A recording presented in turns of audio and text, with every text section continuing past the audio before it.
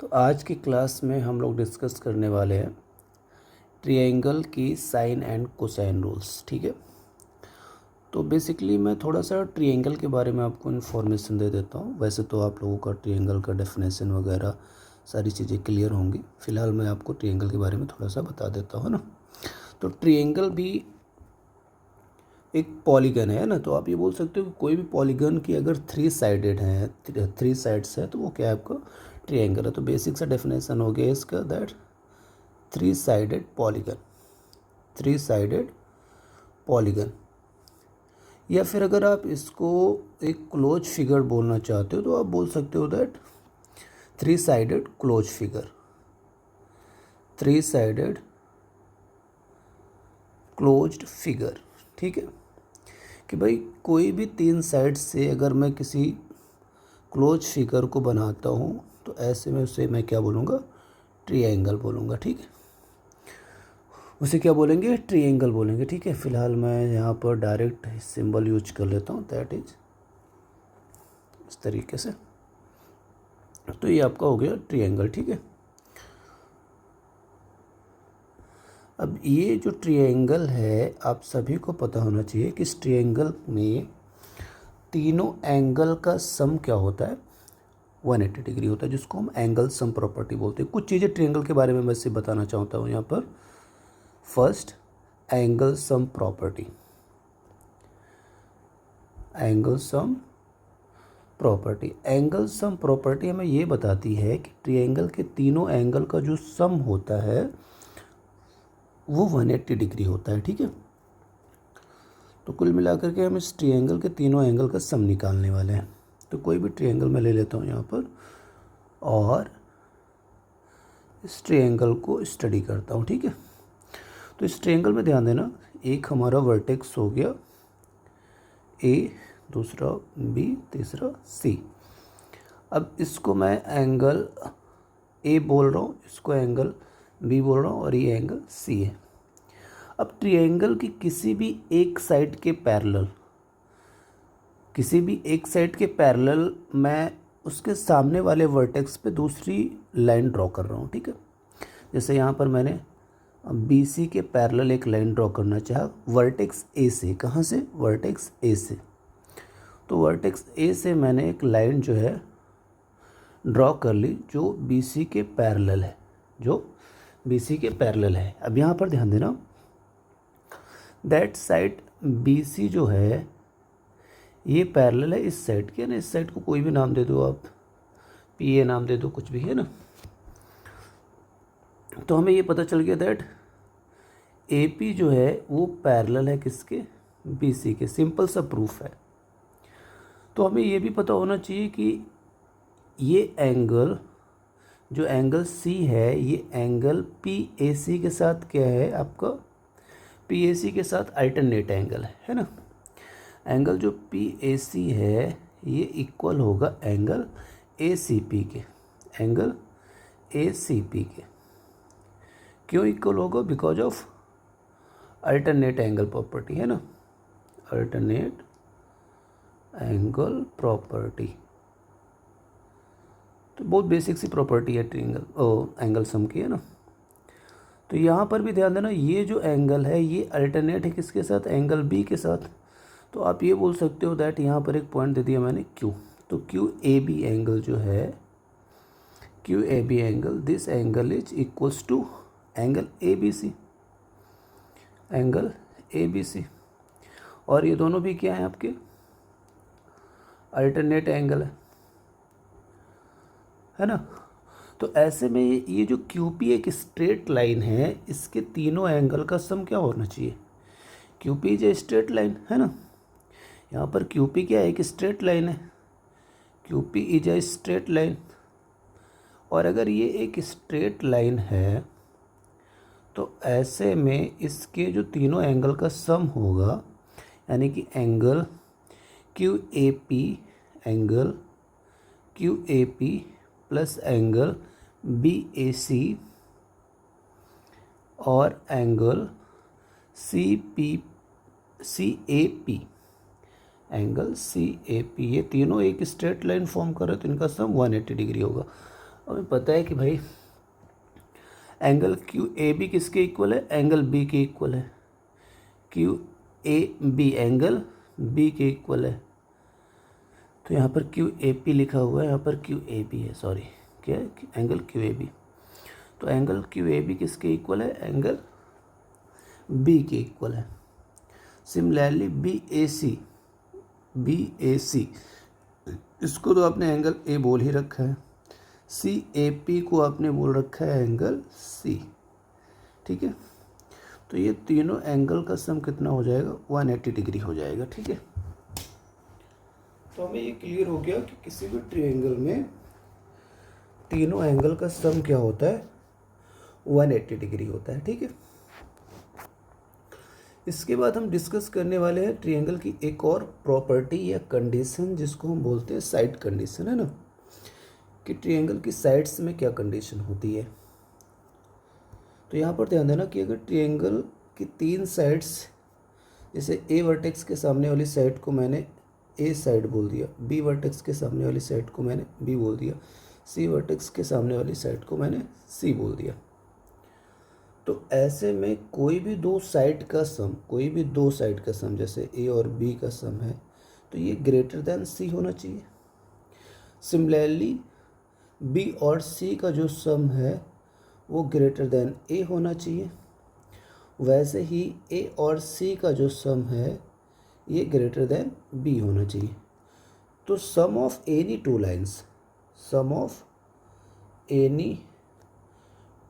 Lines must be greater than third side,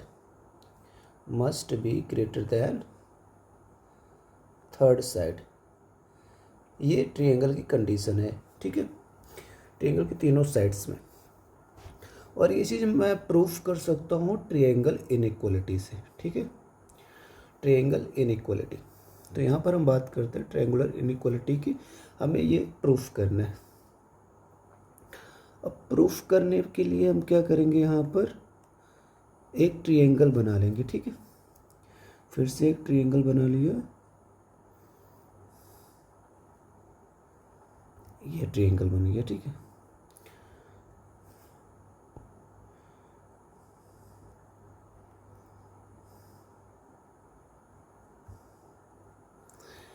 ये triangle form हो गया। अब इस ट्रायंगल की साइड को मैं थोड़ा सा बढ़ा देता हूँ, ठीक है। ये ध्यान देना, कंस्ट्रक्शन के पॉइंट ऑफ व्यू से मैंने बढ़ाया। ट्रायंगल हमारे पास वही है, ट्रायंगल है हमारे पास ए बी सी, ठीक है, ट्रायंगल है हमारे पास ए बी सी। और इसका ये वर्टेक्स एंगल जो ट्रायंगल ए का है,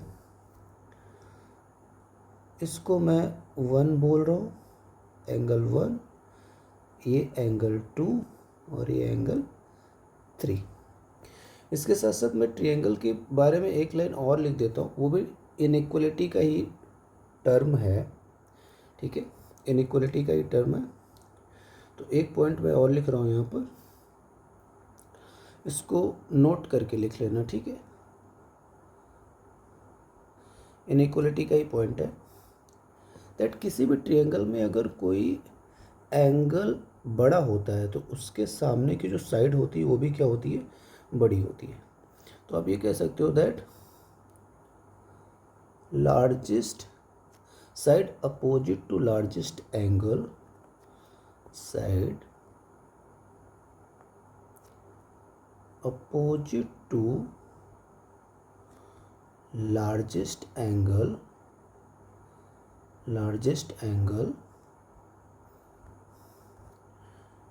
मस्ट बी लॉन्गेस्ट, है ना, कि किसी भी ट्रायंगल में अगर कोई एंगल सबसे बड़ा है, तीनों एंगल्स में अगर सबसे बड़ा है, तो उसके सामने की जो साइड होगी वो भी तीनों साइड्स में सबसे बड़ी होगी। सिमिलरली तीनों एंगल में जो छोटा एंगल होगा उसके सामने की साइड भी क्या होगी, छोटी होगी। ये इनइक्वालिटी का एक पॉइंट है, ठीक है। तो ये प्रूफ करने के लिए, प्रूफ क्या कर रहे हैं हम, कि इस ट्रायंगल में कोई भी दो साइड का जो सम होता है वो थर्ड साइड से ग्रेटर होता है। इसके लिए मैंने यहाँ पर कंस्ट्रक्शन कर लिया, ठीक है। कंस्ट्रक्शन के पॉइंट ऑफ व्यू से हमने क्या किया, यहाँ पर ध्यान देना, कंस्ट्रक्शन क्या किया है हमने, कंस्ट्रक्शन नोट कर लेते हैं। दैट हमने कंस्ट्रक्शन किया है, एक्सटेंड किया है साइड किसको, ए बी को, extended side A B to point D, point D तक जो है इसे मैंने एक्सटेंड किया, इसको पॉइंट डी बोल देता हूँ मैं, ठीक है। और एक चीज़ यहाँ पर ध्यान देना, सच दैट, अब इसको ध्यान देना, इस तरीके से एक्सटेंड किया है सच दैट ए डी जो है वो ए सी के इक्वल हो। कैसे, सच दैट ए डी जो है इज इक्वल्स टू ए सी, इस तरीके से हमने इसको एक्सटेंड किया है। तो हमारे कंस्ट्रक्शन के अकॉर्डिंग ये वाली जो साइड है ये इक्वल है किसके, ए सी के। अब यहाँ पर ध्यान देना, मैं इस तरीके से इस ट्रायंगल को भी फॉर्म कर लेता हूँ। ये ट्रायंगल फॉर्म कर लिया यहाँ से यहाँ तक, ठीक है,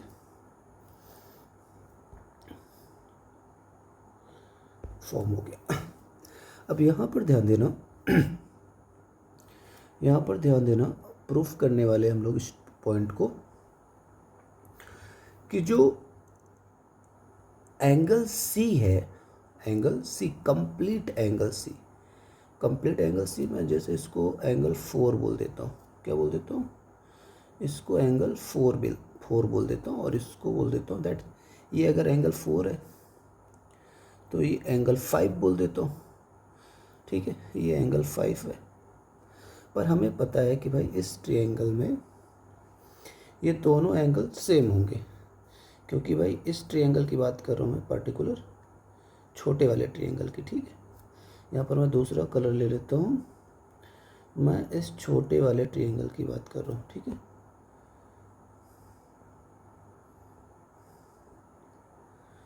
ये छोटा वाला ट्रायंगल, ठीक है।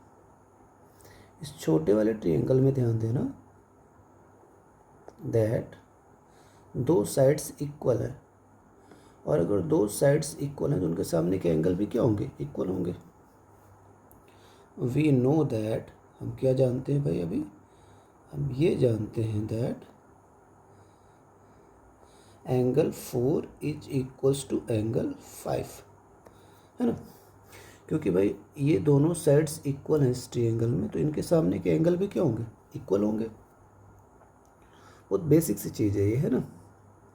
अब यहाँ पर ध्यान देना, जो एंगल सी है, एंगल सी दो एंगल से मिलके बना हुआ है, एंगल 3 एंड एंगल 4।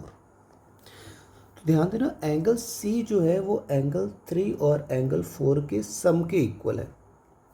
भाई एंगल 3 और एंगल 4 को ऐड कर रहे हैं तब एंगल सी के इक्वल हो रहा है। इंडिविजुअल अगर मैं दोनों में से किसी को भी कंपेयर करता हूँ, 3 को या 4 को, तो ये 3 और 4 दोनों से ग्रेटर होगा, क्योंकि दोनों को ऐड करके ये मिल रहा है। यहाँ से हमें क्या पता चल रहा है कि जो एंगल सी है, angle C is greater than angle 3 and angle C is greater than angle 4, angle C is greater than angle 4। अब इस बड़े वाले ट्रायंगल की मैं बात कर रहा हूँ, बड़े वाले ट्रायंगल का मतलब है ट्रायंगल BDC की, किसकी बात कर रहा हूँ, ट्रायंगल BDC की, ठीक है। तो यहाँ पर मैं कर देता हूँ, now in triangle BDC, triangle BDC, triangle BDC में हम देखें तो भाई ये वाला एंगल जो C है ये एंगल 4 से ग्रेटर है, एंगल 4 से ग्रेटर है, और ये वाला जो एंगल है ये एंगल 4 के ही इक्वल है, ठीक है। तो ये वाला जो एंगल है इस वाले एंगल से ग्रेटर है, तो इसके सामने की साइड भी क्या होगी, ग्रेटर होगी, इसके सामने की साइड भी क्या होगी, ग्रेटर होगी। तो हम ये बोल सकते हैं दैट कि एंगल सी के जो सामने की साइड है वो एंगल 5 के सामने की साइड से ग्रेटर होगी। ध्यान देना, इस ट्रायंगल में मैं एंगल 1 को स्टडी ही नहीं कर रहा हूँ, not in my observation, not in observation, angle 2 observation में नहीं है। इस बड़े वाले ट्रायंगल में, एंगल BDC में मैं एंगल ADC यानी कि एंगल 5 की बात कर रहा हूँ और एंगल C की बात कर रहा हूँ, क्योंकि बड़े वाले ट्रायंगल पे हम फोकस कर, एंगल C पे हम फोकस कर रहे हैं। तो हमें ये पता है कि भाई एंगल 4 तो एंगल 5 के इक्वल है, और एंगल C अगर 4 से ग्रेटर है, इट्स मीन दैट ये एंगल 5 से भी ग्रेटर है, एंगल 5 से भी ग्रेटर है। तो एंगल 5 के सामने की साइड देखो कौन सी बन रही है, ये एंगल 5 है और इसके सामने की साइड बन रही है दिस वन, ये वाली साइड है ना। यानी कौन सी साइड की बात करें, BC की बात कर रहे हैं। तो ध्यान देना जो BC है ये लेस होगा, किससे लेस होगा भाई, एंगल C के सामने वाली साइड से, एंगल C के सामने की साइड, क्योंकि ये एंगल 5 है, एंगल 5 जो कि 4 की इक्वल है, एंगल 4 क्या है, एंगल 4 C से छोटा है, तो एंगल C के सामने की साइड क्या होगी, इससे ग्रेटर होगी। एंगल C के सामने की साइड क्या है, BD। तो हमें ये पता चल गया that BD is greater then BC, BD is greater then BC। अब ये जो साइड BC है ये BD से लेस है, और हमें पता है, क्या पता है भाई, कि जो BD है वो दो साइड से मिलके बनी हुई है। ध्यान देना, एक ये पार्ट हो गया, एक ये पार्ट AD, और दूसरा पार्ट हो गया ये वाला जिसको आप AB बोल रहे हो, जिसको आप AB बोल रहे हो, ठीक है। तो हम यहाँ पर ये बोल सकते हैं दैट BC जो है वो लेस है AD प्लस AB से। अब हमें ये पता है कि AD जो है किसके इक्वल है, AD किसके इक्वल हमने माना था, हमने AD को एक्सटेंड किया था जितना AC है। तो ऐसे में आप ये बोल सकते हो कि भाई AD के प्लेस पे हम क्या यूज कर सकते हैं, AC यूज कर सकते हैं। तो BC जो है ये लेस है AC प्लस AB से, AC प्लस AB से। तो ये चीज़ यहाँ पर ध्यान देना कि इस छोटे वाले ट्रायंगल जिसको हम स्टडी कर रहे थे, ट्रायंगल ABC, ट्रायंगल ABC, तो इसमें कोई भी एक साइड जो है वो लेस है बाकी की दो साइड के सम से, है ना। यही चीज़ हम यहाँ पर प्रूफ कर रहे थे कि किसी भी ट्रायंगल में कोई भी दो साइड का जो सम है वो थर्ड साइड से ऑलवेज क्या होगा, ग्रेटर होगा, ठीक है। अब हम नेक्स्ट टॉपिक पे आ जाते हैं, नेक्स्ट पॉइंट पे आ जाते हैं, sine and cosine rule of triangle. Sine and cosine rule of triangle, या फिर इससे पहले आप प्रूफ कर सकते हो अल्टरनेट एंगल थ्योरम को, है ना। किसको, alternate angle theorem, angle theorem, ठीक है। Alternate angle theorem, alternate angle theorem देखो क्या कहती है, अल्टरनेट एंगल थ्योरम ने इसको मैं बोल देता हूँ that exterior angle theorem, this is exterior angle theorem, ठीक है। एक्सटीरियर एंगल थ्योरम में हम लोग क्या स्टडी करने वाले हैं कि भाई किसी भी ट्रायंगल की अगर मैं बात करूं, जैसे ये ट्रायंगल है ना, हम बात करें ट्रायंगल ABC की, दिस इज ट्रायंगल ABC।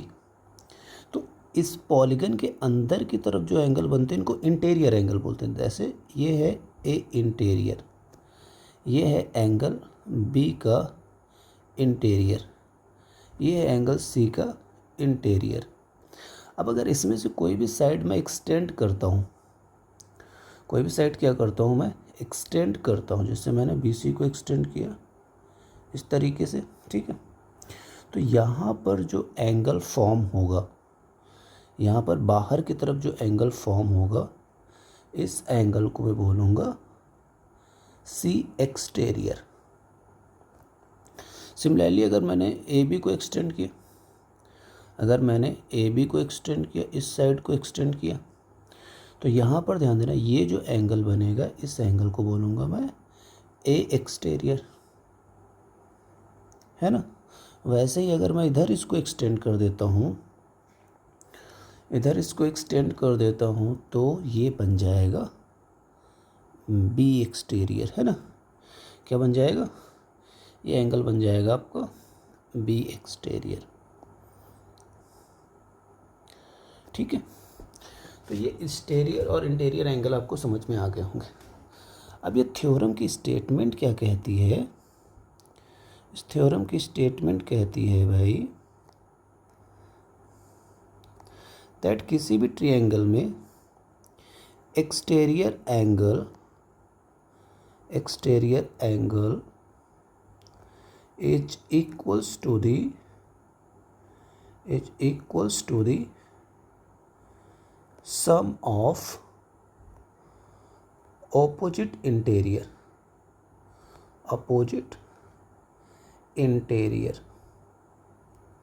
ठीक है, अपोजिट इंटीरियर। इसी चीज़ को हम लोग यहाँ पर डिस्कस कर रहे हैं, ठीक है, बेहतर तरीके से हम लोग इसको क्लियर करना चाहते हैं। अब हमें एंगल सम प्रॉपर्टी से पता चल गया, एंगल सम प्रॉपर्टी से पता चल गया भाई, क्या पता चल गया कि angle A interior, angle B का इंटीरियर और एंगल सी का इंटीरियर, इन तीनों का सम 180 डिग्री के इक्वल होता है एंगल सम प्रॉपर्टी से। एंगल सम प्रॉपर्टी है ना। अब मैं डिस्कस कर रहा हूँ यहाँ पर कि भाई किसी भी स्ट्रेट लाइन को मैं ले लेता हूँ, ठीक है, जैसे मैंने बी सी को बढ़ा दिया यहाँ तक डी तक, इसे ई तक और इसे एफ तक, ठीक है।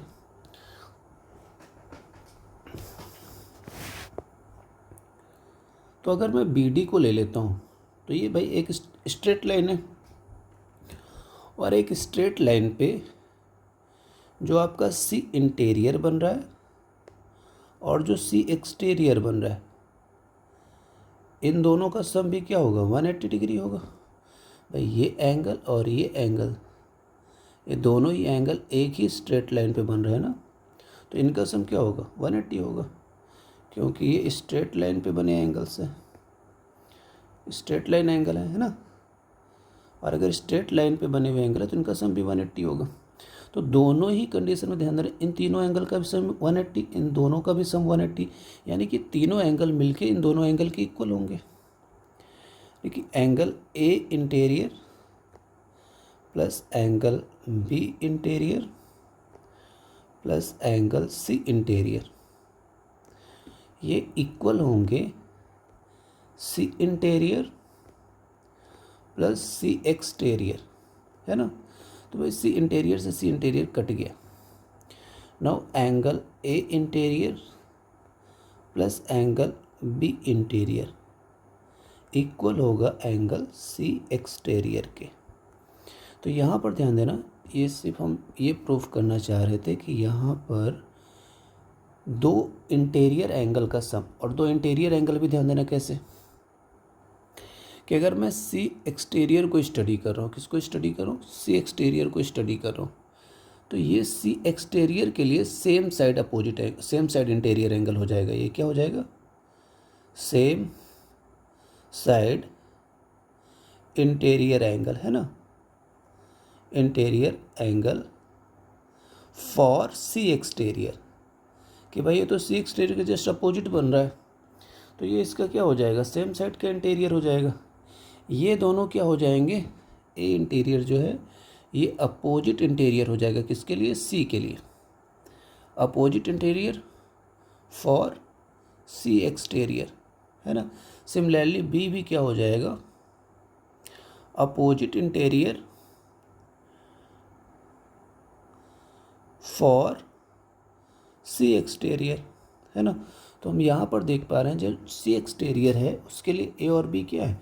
अपोजिट इंटीरियर है। तो कोई भी एक्सटीरियर एंगल अगर मैं लेता हूँ तो वो अपने अपोजिट इंटीरियर एंगल के सम के इक्वल होगा। सिमिलरली अगर मैं बोलूँ भाई कि मैंने ए इंटीरियर ले लिया और बी इंटीरियर ले लिया, ए बी तो ले ही चुका हूँ मैं, फ़िलहाल मैं बात करता हूँ ए इंटीरियर और सी इंटीरियर की। सी इंटीरियर ले लिया, अब ध्यान देना ए इंटीरियर ले लिया, सी इंटीरियर ले, तो ये अपोजिट किसके लिए? बी एक्सटीरियर के लिए, तो ये इक्वल हो जाएंगे किसके? एंगल बी एक्सटीरियर के। सिमिलरली अगर मैंने बी इंटीरियर ले लिया और सी इंटीरियर ले लिया तो ये हो जाएंगे एक एक्सटीरियर के इक्वल, और इसी को हम लोग बोलते हैं आपका एक्सटीरियर एंगल थ्योरम, है ना। क्या बोलते हैं? Exterior angle theorem. तो ये भी प्रूफ हो गई आपकी, है ना। अब धीरे धीरे हम लोग डिस्कस करने वाले हैं इस चैप्टर में साइन और कोसाइन रूल को, ठीक है। ठीक है, साइन और कोसाइन रूल का बहुत ब्रॉड एप्लीकेशन है, बाद में हम लोग उसके क्वेश्चंस भी करेंगे। तो बहुत इंपॉर्टेंट टॉपिक है, that is sine rule of triangle, sine rule of triangle. तो साइन रूल ऑफ ट्रायंगल कहता क्या है, ठीक है। तो इसके अकॉर्डिंग अगर मैं कोई ट्रायंगल लेता हूँ, ठीक है, एक ट्रायंगल ले लिया मैंने इस तरीके से, ठीक है। ये ट्रायंगल हमारा हो गया triangle A B C, that is triangle A B C. Triangle A के अपोजिट वाली साइड को मैंने बोल दिया कि इसका ए डिस्टेंस है ना। बी के अपोजिट वाले को बोल दिया इसका बी डिस्टेंस है, और सी के अपोजिट वाले को बोल दिया कि इसकी डिस्टेंस सी है। ये स्मॉल लेटर में लिख लेना, साइड्स को स्मॉल लेटर में लिख लेना, ठीक है। कैपिटल में हम लोगों ने एंगल्स को लिया है, ठीक है, इस तरीके से। That is angle A and this is angle B and this one is angle C.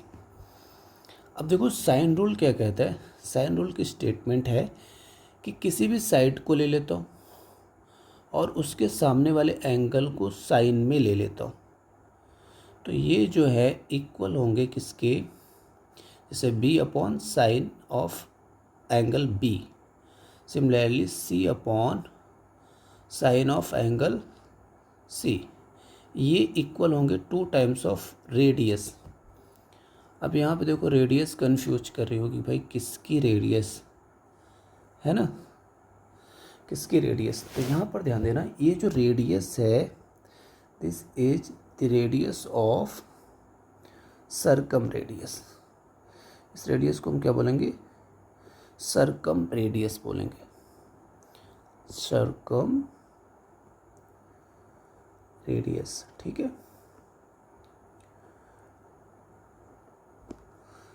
सरकम radius क्या होती है, तो इसे प्रूफ करते हुए हम लोग सरकम रेडियस और सरकम सर्कल को भी देखेंगे।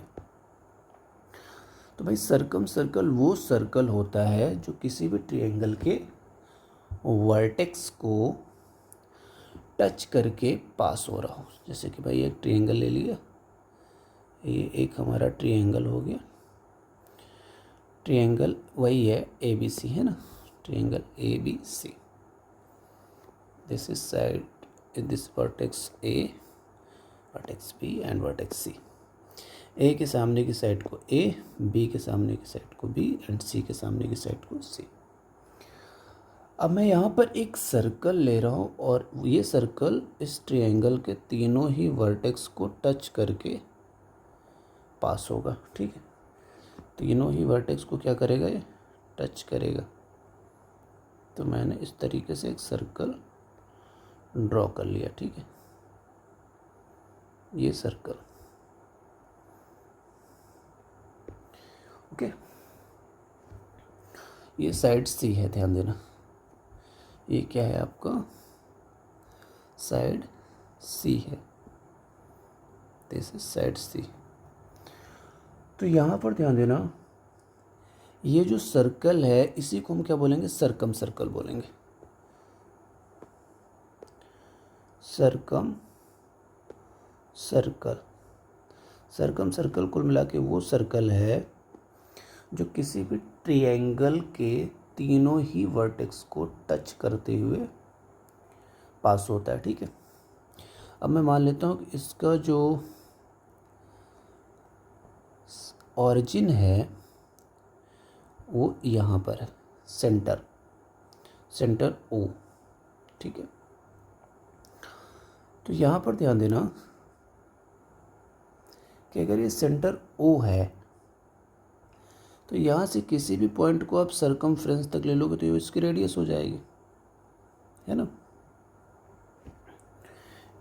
ये जो सर्कम सर्कल है इसी की रेडियस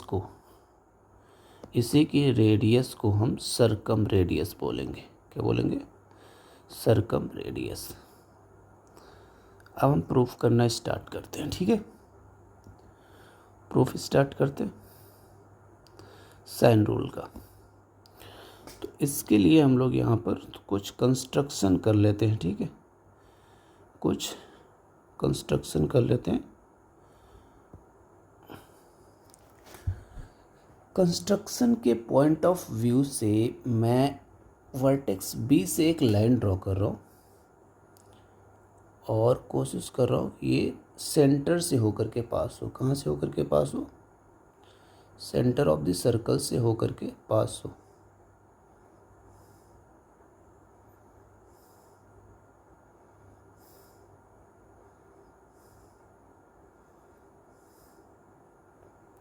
ये थोड़ा सा सेंटर ऑफ सर्कल से नहीं पास हो रहा भाई, है ना। ज़बरदस्ती कर रहा है तो इसे हटा दो। हटा दिया इसे, है ना, हटा दिया। एक लाइन ऐसे ड्रॉ कर देता हूँ हाथ से, इस तरीके से। ये मैंने कंस्ट्रक्शन कर दिया। मानेगा नहीं भाई ये, है ना, जिद्दी है मेरी तरह।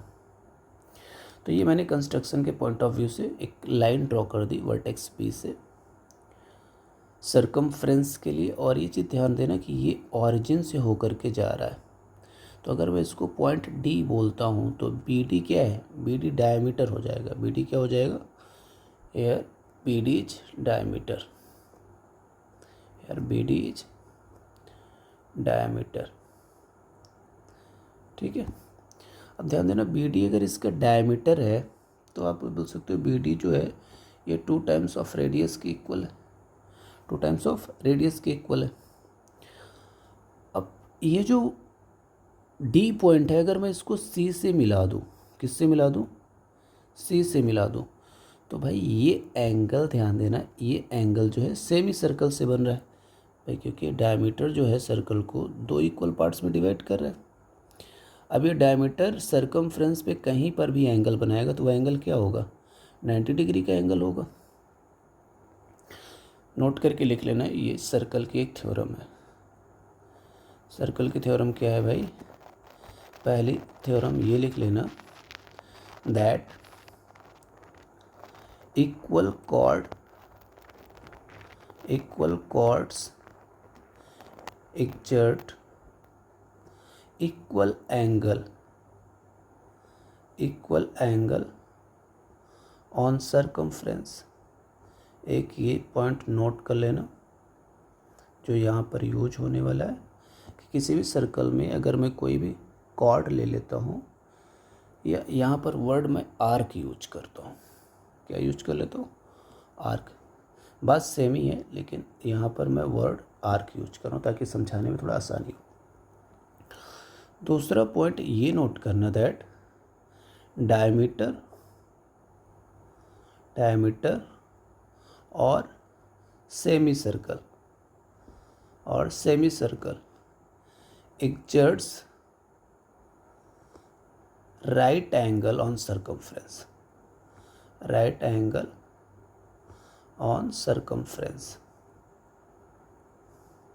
ये चीज़ याद रहेगी कि क्या भाई, किसी भी सर्कल में जो डायमीटर होता है अगर वो सर्कल के सर्कमफ्रेंस पे एंगल एग्जर्ट कर रहा है तो वो 90 डिग्री का एंगल होगा। ये एंगल क्या होगा आपका? 90 डिग्री का होगा, क्योंकि ये एंगल जो है सर्कमफ्रेंस पर डायमीटर के द्वारा एग्जर्ट किया जा रहा है। किसके द्वारा एग्जर्ट किया जा रहा है? डायमीटर के द्वारा एग्जर्ट किया जा रहा है। अब पूरे ट्रायंगल पे अपना फोकस हटा करके हम सिर्फ इस राइट एंगल ट्रायंगल पे फोकस करते हैं।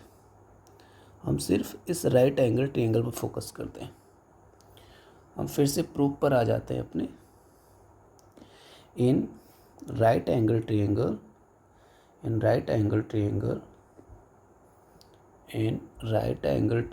BDC,